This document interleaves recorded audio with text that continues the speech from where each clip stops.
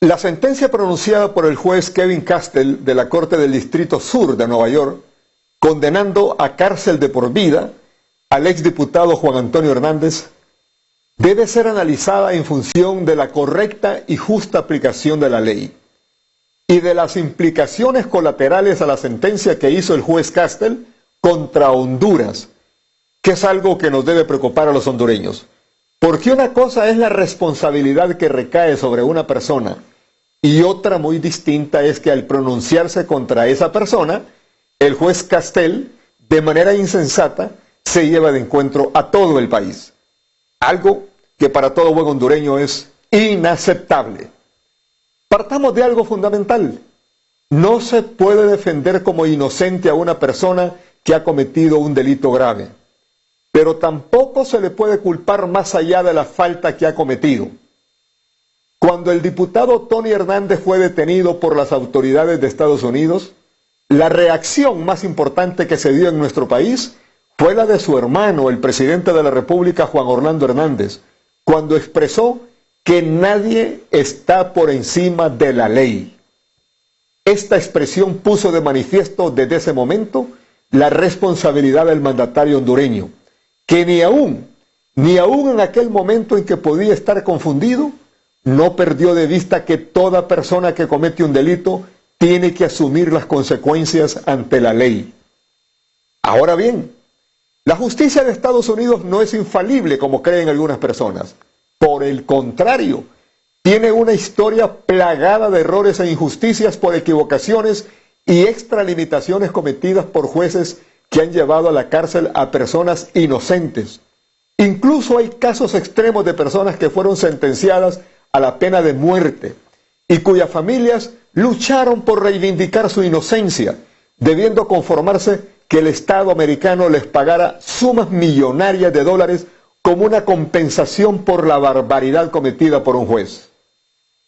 En el compendio jurídico titulado Sala de Jurados se recogen varios casos de actuaciones arbitrarias de varios jueces estadounidenses a lo largo de la historia, que en su momento la prensa norteamericana calificó de temeridad judicial. En el juicio del diputado Antonio Hernández hubo algo que resulta espectacularmente temerario, cuando los fiscales y el juez de Nueva York desconocieron un testimonio que resultaba no solo incidental, sino fundamental en el juicio. El jueves 3 de octubre del 2019, la Fiscalía de Nueva York llamó a declarar como testigo clave al agente de la DEA, Greg Marvis, quien desde 1997 y hasta el 2019 fue el coordinador de investigaciones sobre actividades del narcotráfico en Centroamérica, México y Colombia, lo que lo hacía un experto conocedor de los grandes capos del narcotráfico en la región, en la que el agente Marvis se movía con mucha frecuencia, especialmente en las zonas hondureñas localizadas en el mapa del tráfico de drogas. El agente Greg Marvis además participó en frecuentes operaciones antinarcóticos en México, pero particularmente en Honduras, Guatemala y Venezuela, por lo que fue testigo clave en otros juicios federales. Cuando Greg Marvis compareció en el juicio contra el exdiputado Juan Antonio Hernández, al ser interrogado por la fiscal Amanda Howlett, a la pregunta si conocía a Juan Antonio Hernández, la respuesta del agente de la DEA, Greg Marvis, fue categórica y precisa: no lo conozco. Esta respuesta fue un verdadero revés para los fiscales de Nueva York, que no habían podido presentar pruebas contundentes contra el exdiputado Tony Hernández. Al sentirse desarmados, sin una prueba que fuera contundente y suficiente, los fiscales se volcaron pidiendo a los capos hondureños que testimoniaran contra el exdiputado Tony Hernández. Por tanto, este es un juicio típicamente singular, donde los fiscales y el juez desconocieron el testimonio del agente de la DEA más experimentado y conocedor del movimiento del negocio ilícito de las drogas en Centroamérica, para depositar su confianza en los capos. Coincidiendo con la actuación de los fiscales de Nueva York y el juez Castell, en estos días alcanzó mucha circulación un libro escrito por la periodista investigadora mexicana Anabel Hernández, titulado El Traidor, el diario secreto del Hijo del Mayo, uno de los capos más connotados en el territorio mexicano, en el que, en uno de sus capítulos, narra cómo un reconocido capo hondureño, extraditado, reveló haber sobornado a un expresidente hondureño con la suma de 2 billones de dólares. 2 millones de dólares. Como los testimonios de los capos ahora valen más para los fiscales de Nueva York, es de esperarse que los fiscales se interesen en el contenido de este libro.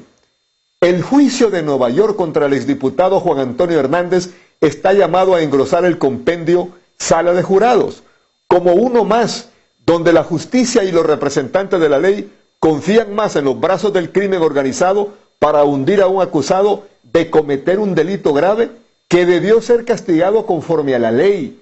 mas no con la hazaña con que lo hicieron los fiscales, el jurado y el juez, que no pudieron ocultar su propósito extrajudicial de desmantelar un gobierno y hacerle daño a un país. Si la experiencia de más de 22 años del agente de la DEA, Greg Marvis,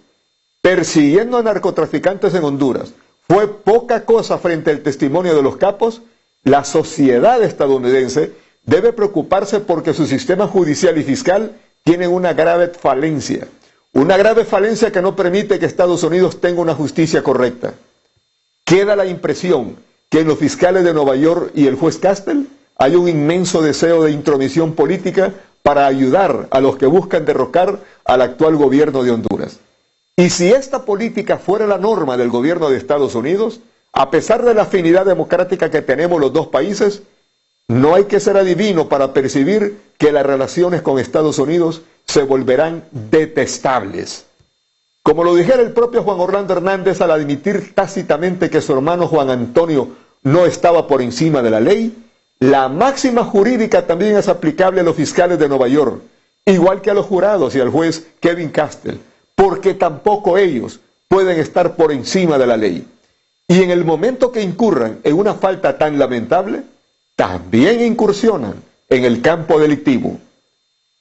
Así son las cosas y así se las hemos contado hoy miércoles 31 de marzo del 2021. Muy buenas noches. Desde Torre Libertad y por Telecadena 7 y 4 ha transmitido Abriendo Brecha.